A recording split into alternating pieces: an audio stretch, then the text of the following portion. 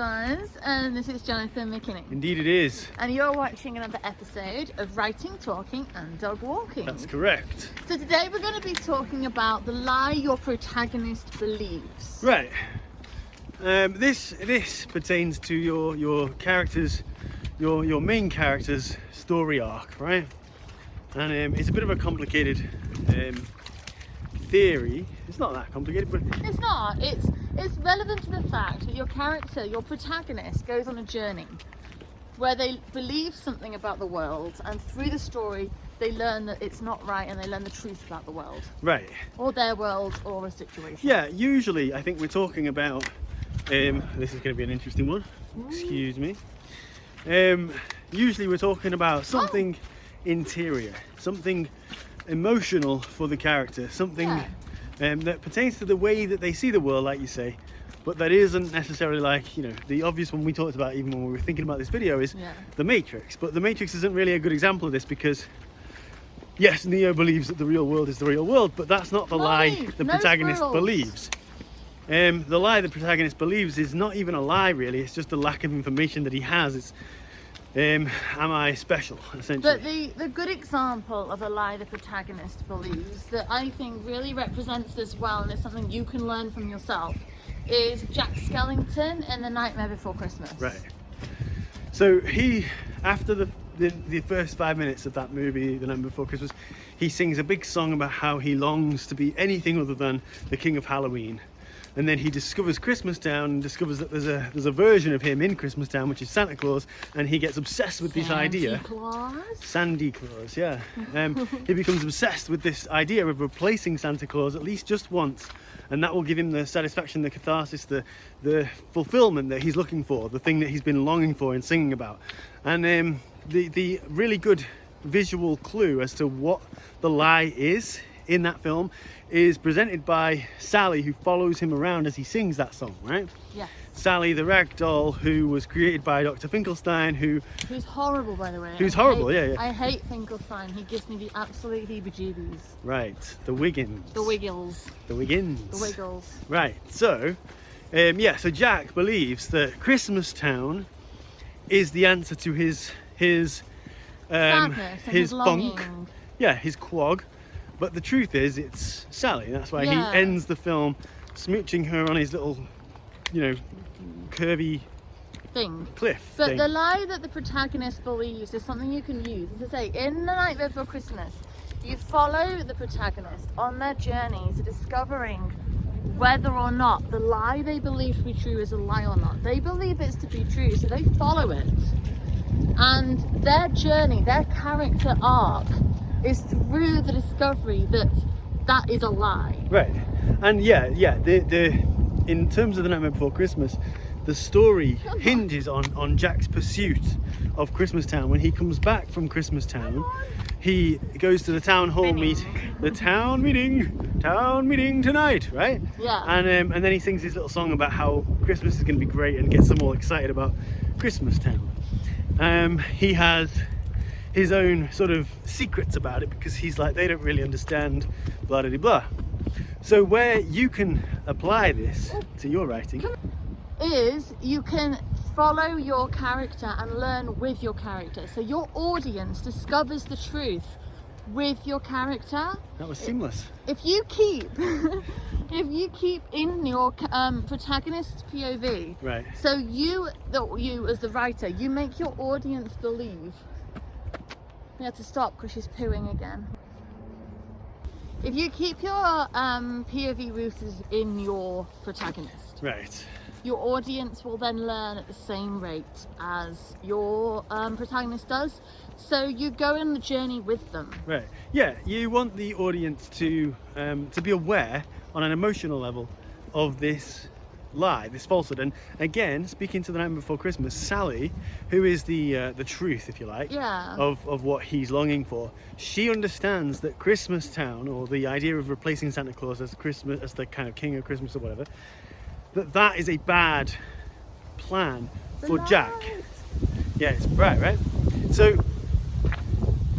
Sally, if you recall, she even sings an entire song about how this is bad for Jack, and it saddens her that he is pursuing this, erroneous goal. Yeah, exactly.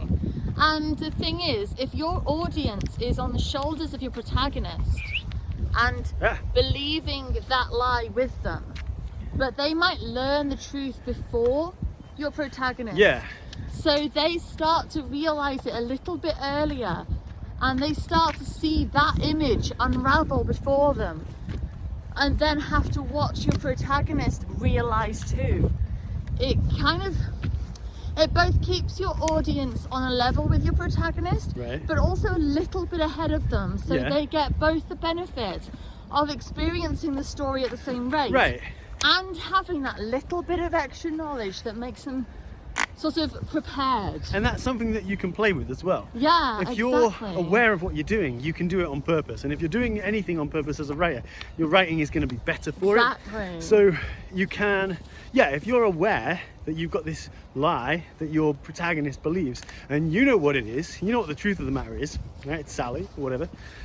Then you can plant seeds as you go that are going to turn into, flowers later. Flowers that we can enjoy the smell of, the sweet, sweet smell of these lovely story flowers. Do you know what I mean? Yes, lovely story flowers. It's so true, so wise. So you may have noticed that we may not be quite as comprehensive as normal. Oy vey, the dog. Oy, the dog. Because we have been out working on our film Hollywood, and we had a couple of drinks while we were doing it. Yes, we did. So I'm just going to run over to this poop bin. Just 1 second. Off she goes. Hi. So The Night Before Christmas is a great one. Generally speaking, Disney films are good because they start strong with what their main character wants. Yeah. And even though it might not feel like it, Night Before Christmas is a Disney film with an I Want song at the beginning. Yep. And then usually with a Disney film, the main character learns something, right? About themselves, about the world. And the thing they learn dispels the myth, the lie that they believed in the first place, right? Yeah, I agree. So look out for it and see if you can use it in your writing, because it does make the audience feel part of the story, because they are experiencing and discovering the truth of the world along with your protagonist. Yeah. And if they feel involved, if they feel connected to your protagonist, they will feel more involved and connected to your story. Yeah, there's a reason why Disney's movies are intensely, incredibly popular. Yeah, exactly. Especially with young people, and young people are probably the most avid consumers of the kind of stories you're probably writing, whether or not they're children, but young. But it's true. That's the audience that you want to get. Yeah, to what? Get. Right. Did I say it strange? I don't know. I did not have much wine. You had much wine. So thank you very much for watching our first video on the lie your protagonist believes. Yeah, we'll probably come back and do another one. Yeah. We'll use different examples, because as we always say, the more you know it, the more you see it, the more you'll understand it, and the more you'll be able to replicate it yourself. That's right. So we will do more. If you have some more examples yourself of lies that protagonists believe, drop a comment below and tell us, because it might be one we don't know, and it might be one we do know and we can do a video on. Sure. And we're always looking for more examples, because we also love to learn. Yes, we do. So come tell us. Also, you can find us on social media. I'm Judy Ann Rose and he's John Buck on Twitter. Right. We're always talking with the writing community over there. So come and talk to us over there, and we'll be there talking writing.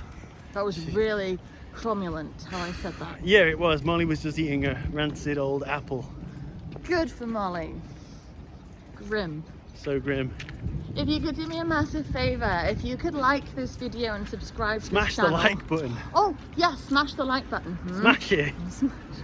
Yeah, you'll be able to help us keep making videos that you need about writing advice, and also it helps us grow as a channel. Yeah, which don't actually really break your phone. You get your mallet out and just smash the like. That won't help us, or you, in fact.